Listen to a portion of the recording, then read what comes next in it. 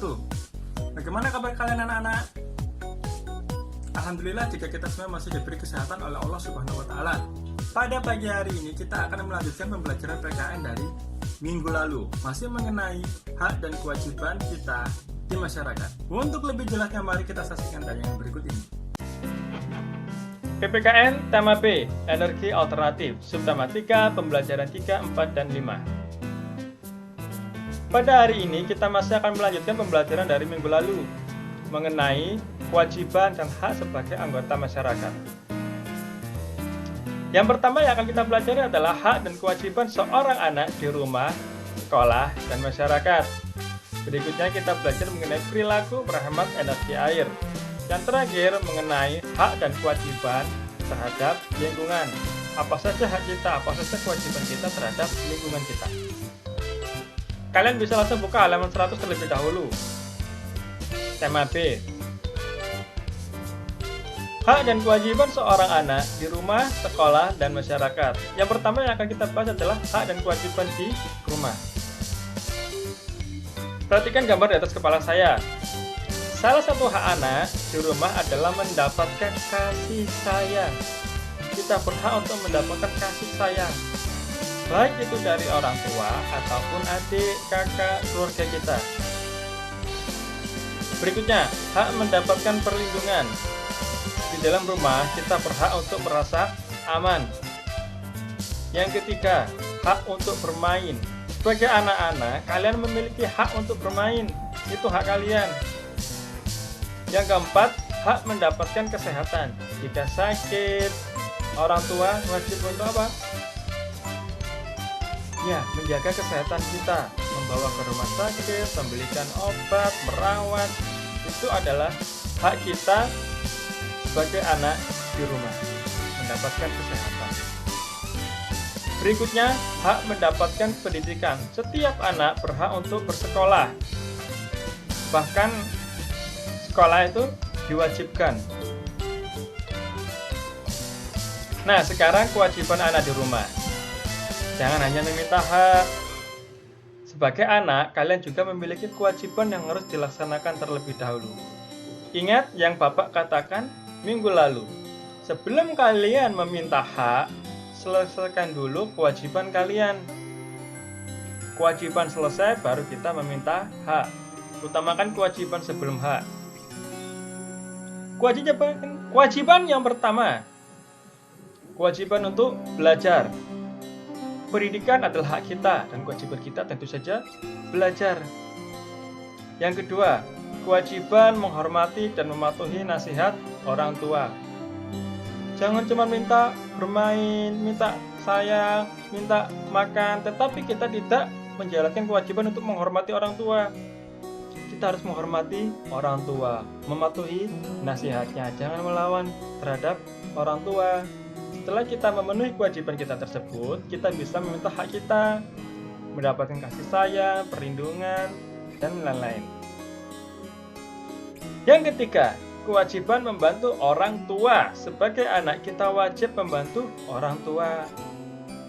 Misalkan, kalian memang berhak untuk bermain, tetapi sebelum bermain, kalian bisa membantu mencuci piring atau pakaian atau membersihkan rumah.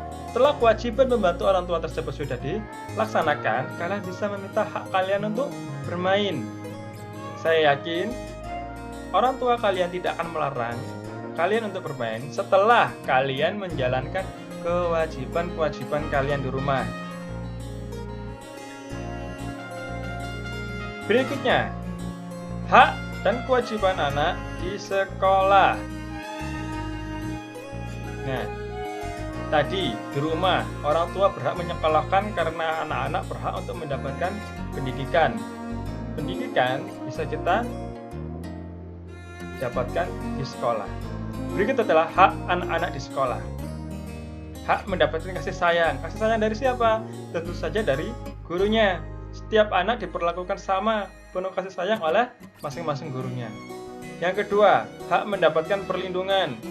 Ketika kalian bersekolah, kalian berhak untuk mendapatkan perlindungan, merasa aman, entah itu dari panas, hujan, atau gangguan belajar seperti kebisingan dan lain-lain.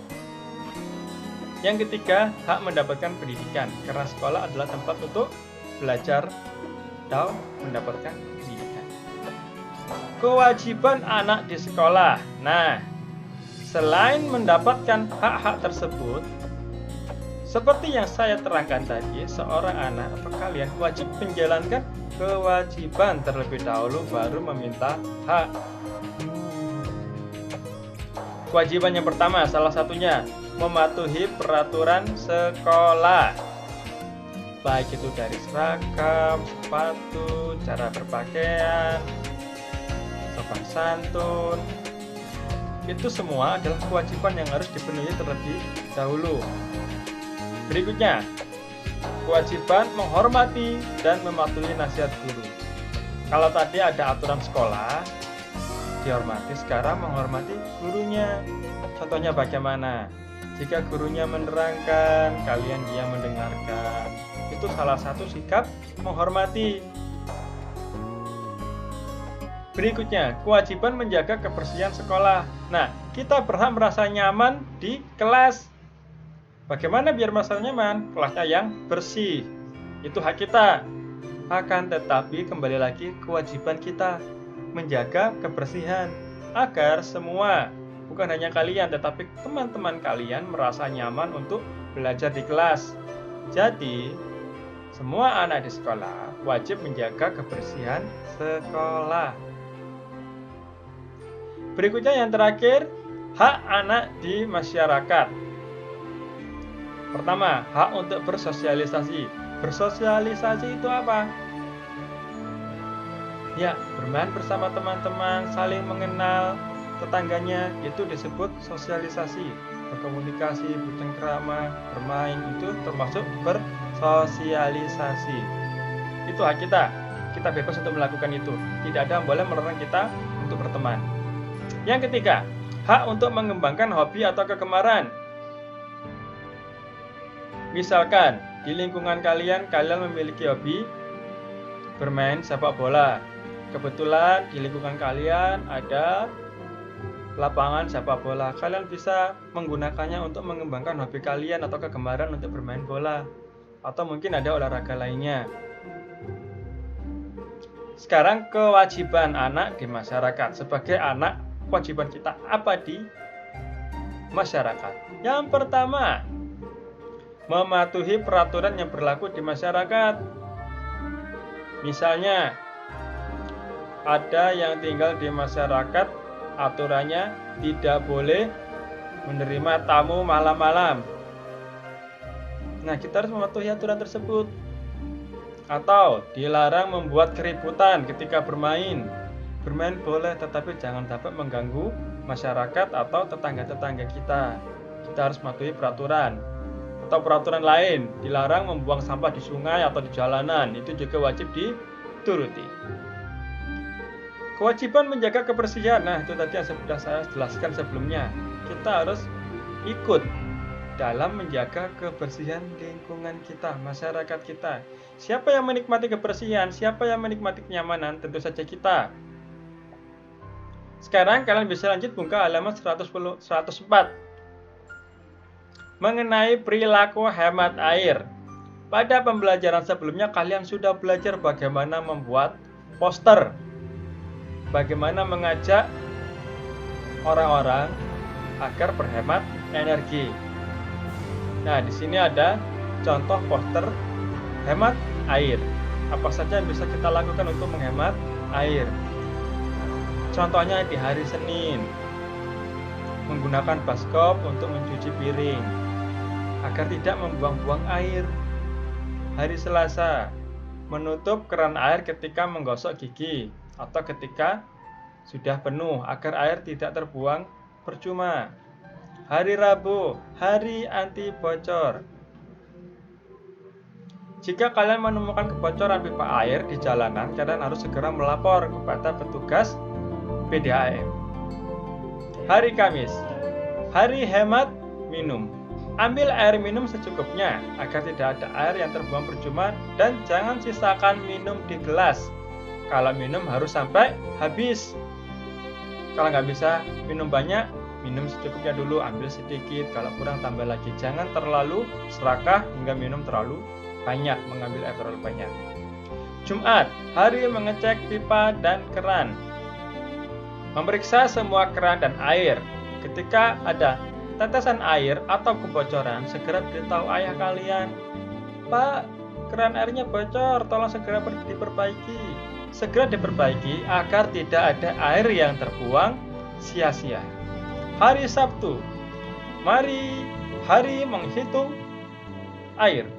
Kita mencatat berapa banyak air yang kita gunakan untuk mandi, cuci, minum, dan lain-lain, agar kita tahu, agar kita bisa menghargai setiap tetes air yang keluar. Minggu, hari kebersihan lingkungan. Perhatikan siapa saja mengotori lingkungan. Beritahukan kepada orang tersebut untuk menjaga kebersihan, seperti yang dilakukan oleh kalian sehari-hari. Kita wajib mengingatkan, bukan hanya kita wajib menerapkan. Jadi tidak hanya wajib menerapkan, tetapi kita juga wajib untuk mengingatkan. Berikutnya kalian bisa buka halaman 111 di paket B. Hak dan kewajiban terhadap lingkungan. Apa saja hak dan kewajiban kita terhadap lingkungan sekitar kita? Seperti yang sudah dijelaskan sebelumnya, hak adalah segala sesuatu yang mutlak menjadi milik kita atau wajib kita dapatkan. Sedangkan kewajiban adalah segala sesuatu yang harus kita lakukan dengan penuh tanggung jawab. Tanggung jawab itu apa? Tanggung jawab adalah kesadaran kita terhadap tingkah laku dan perbuatan kita, baik sengaja maupun tidak disengaja, dan berasal dari hati nurani. Contohnya, ketika ada teman yang sakit, kita akan menjenguknya. Itu berasal dari hati nurani, baik sengaja ataupun tidak sengaja. Kita akan merasa kasihan dan merasa bertanggung jawab. Sebagai warga negara, kita harus seimbang mengenai hak dan kewajiban. Jangan hanya menuntut hak tapi tidak melakukan kewajiban. Minta biar lingkungannya bersih, tetapi kelakuannya apa? Buang sampah sembarangan. Itu contoh yang tidak seimbang. Jika kita ingin kebersihan, ingin lingkungan yang nyaman, kita harus turut serta ikut membantu menjaga kebersihan.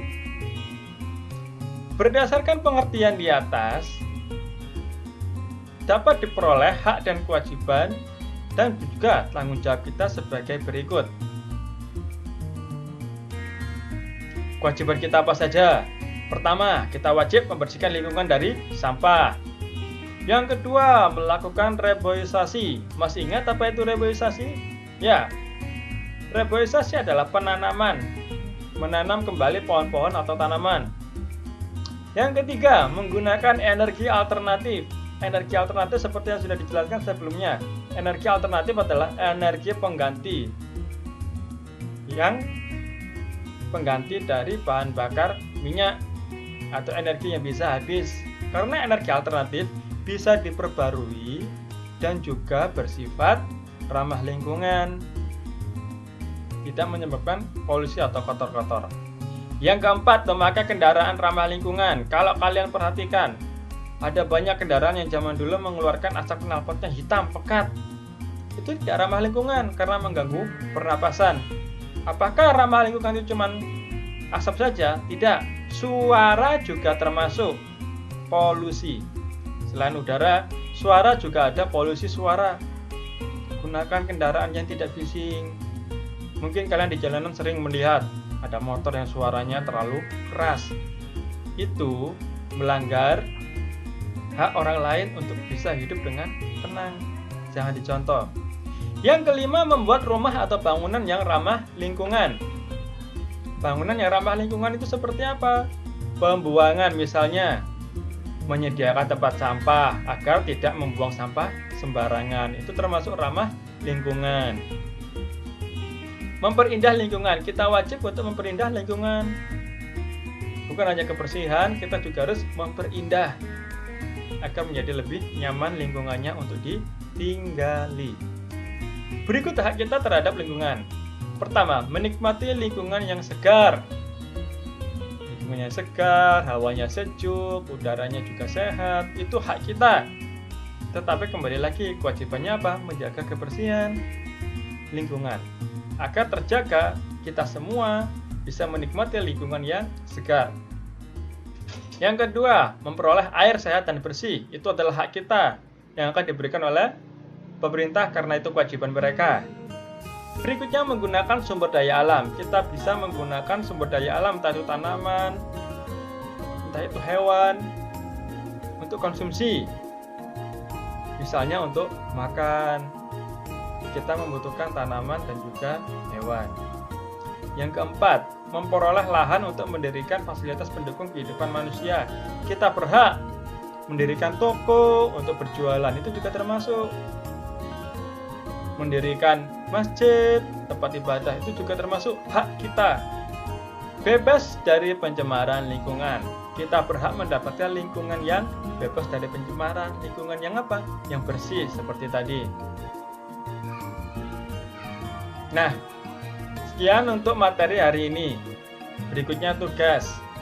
Untuk tugasnya, cukup mengerjakan evaluasi 3, buku paket tema B, halaman 117 di buku tulis. Cukup tuliskan jawabannya saja. Hasil dikirimkan ke wali kelas masing-masing. Sekian untuk pembelajaran hari ini. Tetap sehat selalu dan jaga kebersihan dan juga jaga lingkungan. Wassalamualaikum warahmatullahi wabarakatuh.